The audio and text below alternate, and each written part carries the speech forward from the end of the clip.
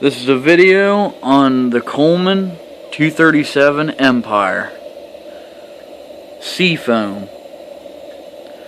I just got this lantern. I acquired it from fellow Coleman Collector Forum member Duke, all caps. He's a great guy. Shipped it out quick. It got to me about 2 days ago. It didn't take much. I just did a little bit of fettling, you know. Cleaned up the brass in there, you know. Wiped down the paint. Didn't polish the paint, just wiped it down. The vent is damn near perfect, and you almost never, that's not a chip by the way, that is just a glare. Damn near perfect condition on the vent, which is kind of miraculous because these kerosene burners burn so hot that it's hard to find one with a good vent. Just quick reference, if you want to make your vent look like new, send it to IPE. They're in Missouri. They're awesome. They'll make your vent look brand new. If you have a rare vintage Coleman and the vent looks shoddy, send it to them. You can Google it. Just Google IPE porcelain. They will hook you up for sure. But anyway, enough plugging them. This is a 237 Empire, like I said. This one here was made in 1947. It is seafoam. Like I said, it's really, really beautiful lantern. It's almost a minty green. Over here, you can't really see it. It's so late here, guys. I apologize, but that's dark green. That's normal Coleman green. But this is a real light green, almost mint color. It's really pretty with the brass. Looks regal. I'm also trying out some stability software in this recording. I don't know if it's going to work or not. If it's shaky, I apologize, but I'll watch the video later and decide whether I want to use it again. But anyways, yeah, this thing is awesome, and I would have it lit up here for you guys, but it is so dark out where I'm at that when I fire this thing up, the exposure level on this camera just goes insane. It won't even pick up any colors or anything. So that's why I ain't got it lit up. For ambient lighting, I have a 639C, which is cranking out the light like it always does. And probably my favorite lantern, which is my 228D, old school nickel. You know, even though this one's older, that one just seems more old school. I don't know why. But yeah, if I light this thing up, it's a blinder. You have to wear welding goggles. I know they're both rated at 500 candle power, the 639C and the 237, but man, I tell you, the 237 trumps it, and that is no joke.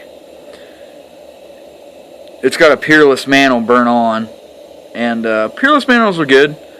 I think they get a lot more credit than they actually deserve. I think they're good mantles. I think they're better than the Coleman mantles, but they're not as good as a silk light. That's just my opinion. Everyone has them. But yeah, the collar shined up real nice. Anyway, a little history on the 237. For the longest time, this was the big boy. This was Coleman's brightest, biggest kerosene lantern until it was replaced by the 639.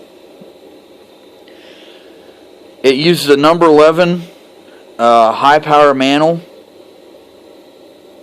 or the peerless equivalent is the 1111 or the 1111, and it's very, very bright. It's rated at 500 candle power, but like I said, compared to the 639C, it's definitely brighter. So I don't know what it's truly rated at, but it's bright.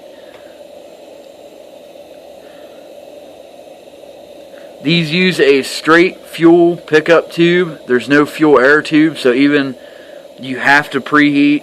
You have to preheat any Caro burner, but these especially. These will run on anything, Pretty much anything. They'll run on Coleman fuel, gasoline, diesel, kerosene, lamp oil. I saw one guy had his running on vegetable oil. I mean, they burn almost anything. Truly, truly multi-fuel. I don't recommend burning diesel fuel or anything like that, but in a pinch, you got to do what you got to do. If it's a search and rescue mission, you got a cow out or something like that, you got to burn what you can get.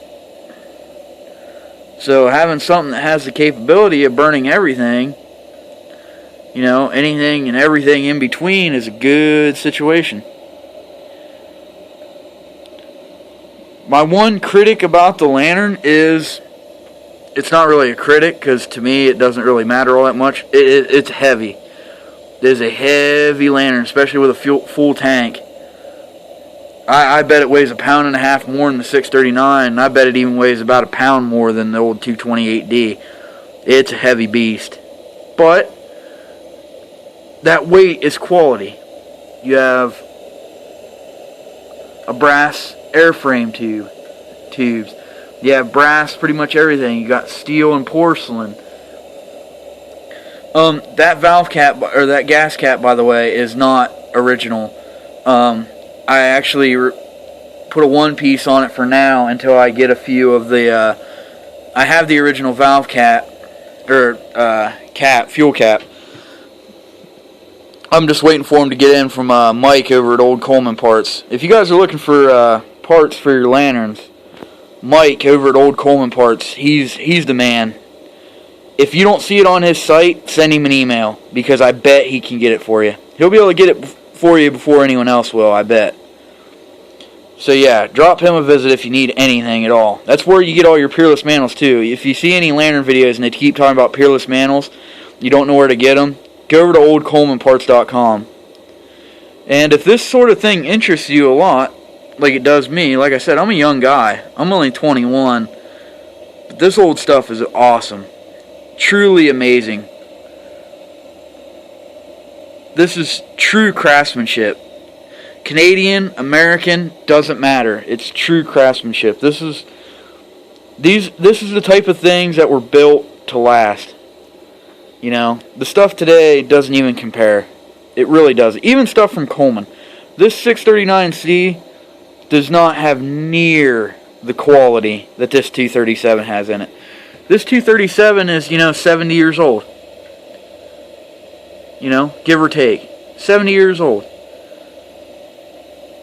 Will my kids be looking at this lantern and showing you guys a YouTube video of this in 70 years? I doubt it. Truly. It's a good lantern. It's a workhorse, though. This thing is next to art. Truly is. Like I said, I'm extremely happy with it. Extremely happy with it. For something to be this old and be able to just fire up reliably. Oh, I will mention too, it burns clean. Burns cleaner, way cleaner than my 639. My 639 does put out a bit of a caro smell. Doesn't bother me. I'm used to being around diesel. Yeah, like I said, I'm used to being around diesel, so caro doesn't bother me at all. But some people have big deals about kerosene. They don't like the smell of it or whatever. I will tell you that once this is lit and burning, to its full potential, there is virtually no smell. I mean, I have a nose. I can smell anything. I'm allergic to cigarette smoke and everything in between, and I will tell you, I can't smell it.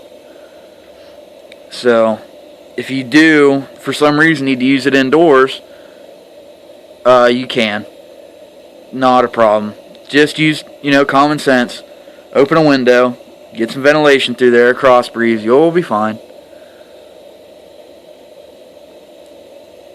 Give you a nice close-up on it all the way from top to bottom.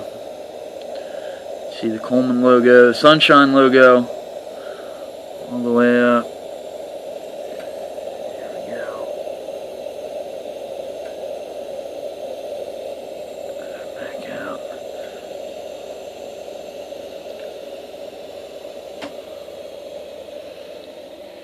But yep, couldn't be happier with it. I truly think it was one of the best lanterns ever made. It's a shame they don't put out things like this anymore. Alright, guys. Have a good day.